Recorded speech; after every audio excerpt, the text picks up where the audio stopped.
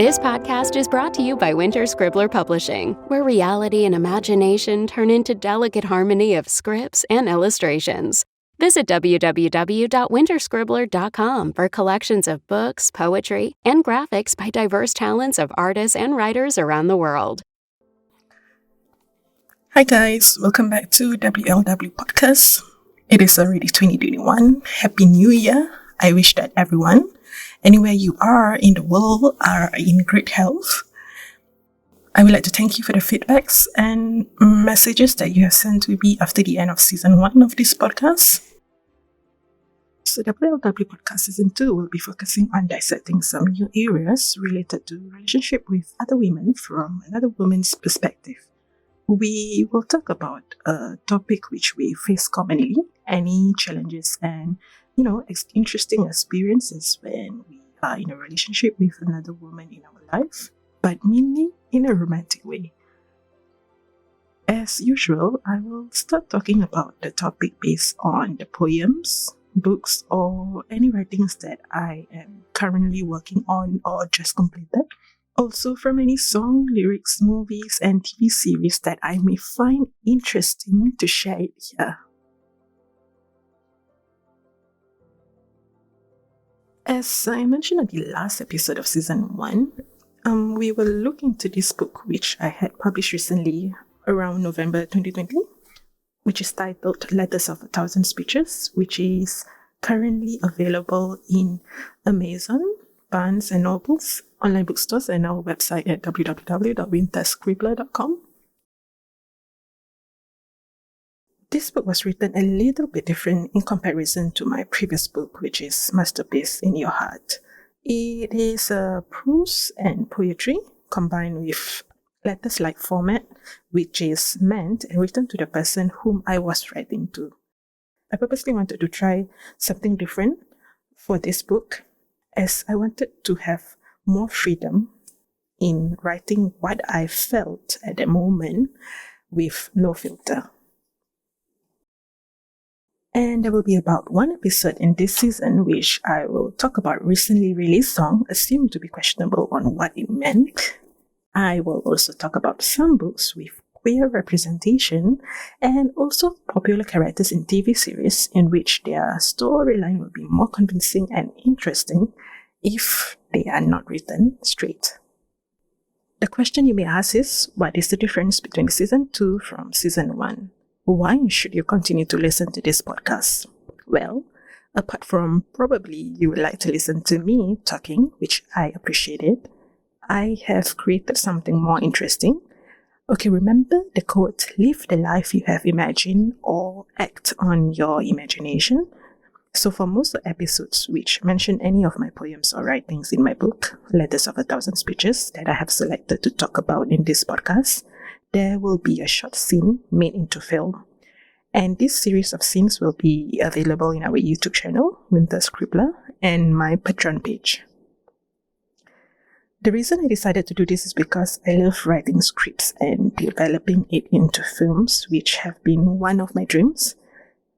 And also I feel like I enjoyed watching WLW films and series in which I believe most of us love to, like with all the fan base such as Supercorp, Britannia, Klexa, Chloe, Valentina, and many others. I look forward to making something which is enjoyable for us to watch, not only just to listen.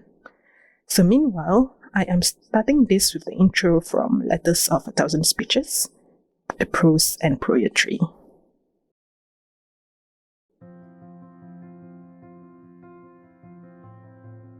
When I told you I could write hundreds of letters filled with 1,000 speeches, what I meant was I have done it since the day we met again 7 years ago.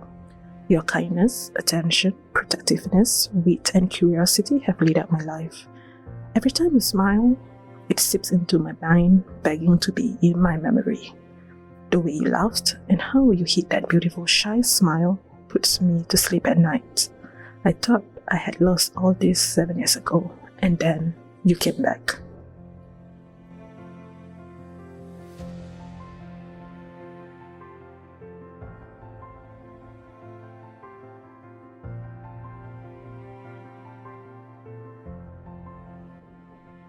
Have you ever wondered how a person can feel every single page, beautifying each breath, filled with words of longing, pining for affection, embossing the empty soul by being blissful?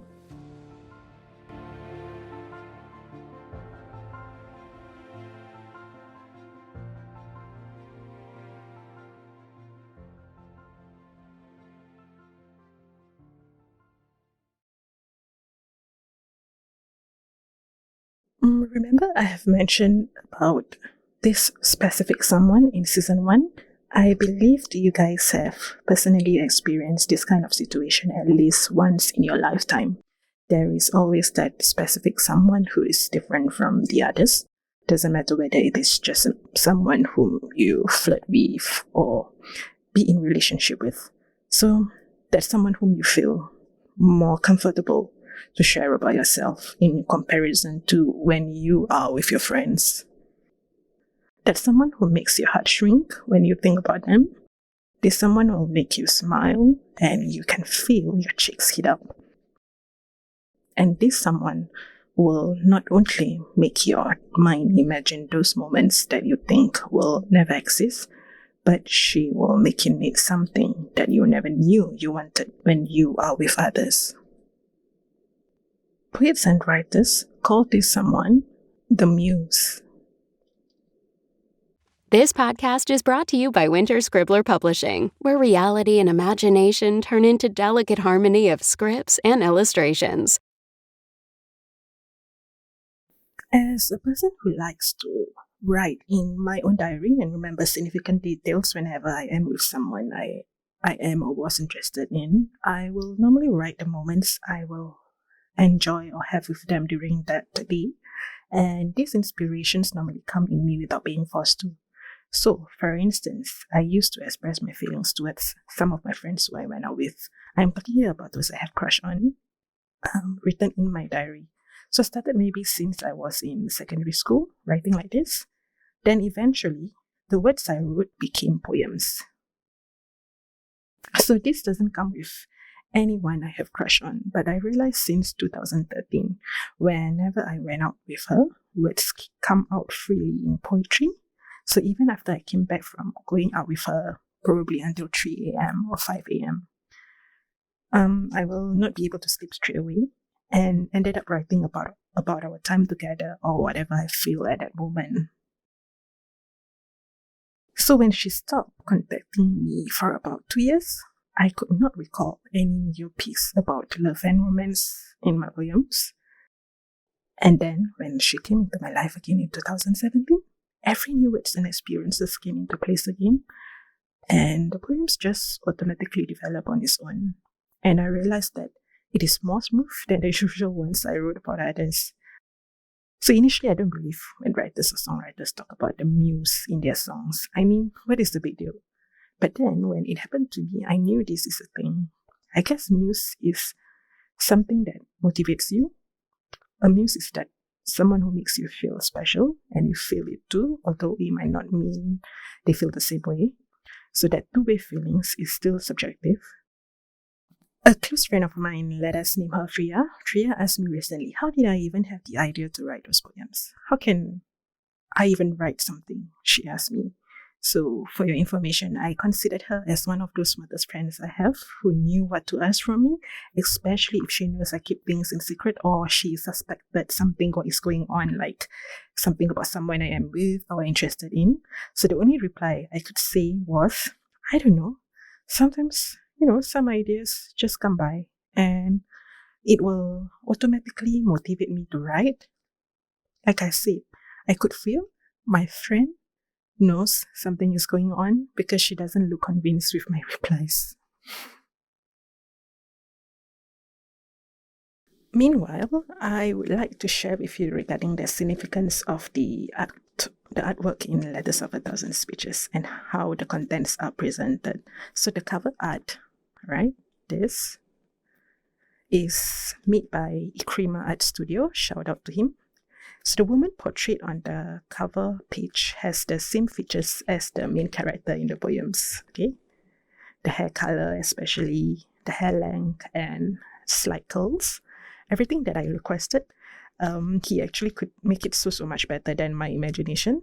And the one that I didn't expect was that he made it look luxurious. I think the colors combination was very good. In fact, his design was considered my most favorite. As for the contents of the poems and letters, they are written and arranged in a timely order. So the timeline is actually divided into 3 phases from 2013 to 2014, 2017 to 2018, and 2019 to 2020. So I had included 3 beautifully made illustrations. I give you one shot of the example of the illustration for your information. Hold on. Where is it? Hey, this. I really love this. Okay, so I had included 3 beautifully made illustrations by Sijit, which represent these 3 phases. So this illustration consists of the symbols of the moments I had with her, such as the roller coaster at Universal Studio, musical notes that meant something for us, which I can say in Taylor Swift term is our song, our hand-holding imagery, and many other symbols. So every specific on the 3 illustrations were made beautifully and with a lot of minute details. So personally, I can say that I love it. Anyway, if you are interested, there are merchandise available for this book, like t-shirt, mugs, and magnets for these 3 illustrations. You can visit www.thescribbler.com to shop for the items. I hope you like the introduction of this book and its backstory, because I feel it is better to share with you how this book came about, just so you know where the episodes and experiences are coming from. It has so much significance for me, and I feel like it is one of the main life-changing experiences in my journey, and I hope you will enjoy reading it. I would like to end this episode with this. Remember when both of us were asking each other whether poems are inspired when we are sad or when we have everything in our lives? I knew what it was, but I had no courage to tell you. That one Muse. Thank you guys for listening. For the live recording of this podcast, please visit our YouTube channel, Winter Scribbler. The link to the video and the episode transcript is available in our website. To support us, be our patron and receive additional benefits with your membership, such as free books from our publishing company, behind-the-scenes episodes, tutorials, and many other benefits linked to our sister company, Grapholistic International. Meanwhile, I will see you in the next episode. Take good care of yourself. Bye-bye.